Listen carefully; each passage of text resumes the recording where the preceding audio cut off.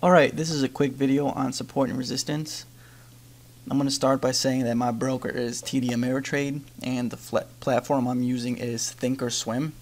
It is free, there's no monthly charge from it. All you need to do is open up a TD Ameritrade account, and this is a really powerful platform. I know a lot of people that use different brokers and just open up a TD Ameritrade account just so they can use this platform. It's very powerful.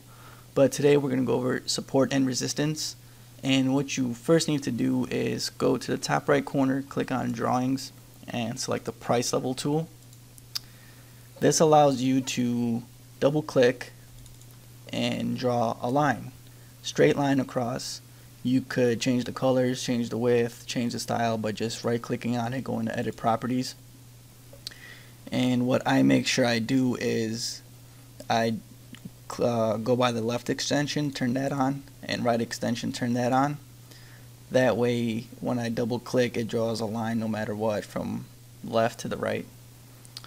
So support and resistance. What is support and resistance? Basically this is Amazon right now, and what it has done is started over here, ran up, boom, stopped right here. This right here is called resistance. It kept on going up until it reached this point where it stopped and reversed and went down. So there's some resistance on the stock right here, and I would just do a double click and that's a top. Simple as that. Starts going down, if you follow it, goes down, down, down, stops here and reverses, goes back up. You could draw a line here as well. Double click, line is there. But if you keep on following the stock, goes up, up, up, up, up, doesn't reach the resistance, it falls short. So you can double click here and draw your line again. Now you see it going down and down, but it breaks this support fairly easily. This is a big candle, breaks it, goes below, and has fine support right here. So basically you could keep on following this chart and keep on drawing lines where the bottoms are and tops are, but you always want to keep in mind the full chart. Now I drew a line here, but if I go down to this area I could see that this line was gone above, gone below. It's not that strong of a support or resistance. So what I do is I just remove this. Doesn't look as good.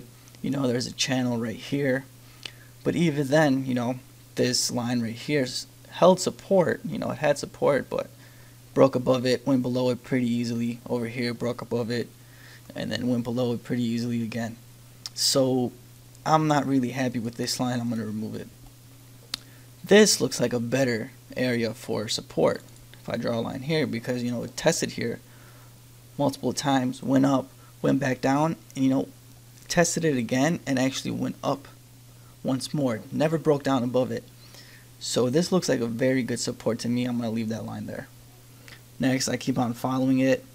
I could draw a line here because there's a lot of candles testing this area and holding it, and it does move forward from this.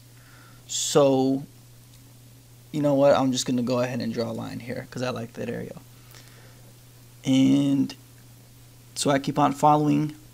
It goes up. I drew this previous to making the video, or actually when I just made the video I drew this, but this was a good top. Went over here, had resistance, went back down, and stayed in this channel. Let's do one more stock real quickly. I'm not going to explain anything, I'm just going to draw them real quick and hopefully you can follow along.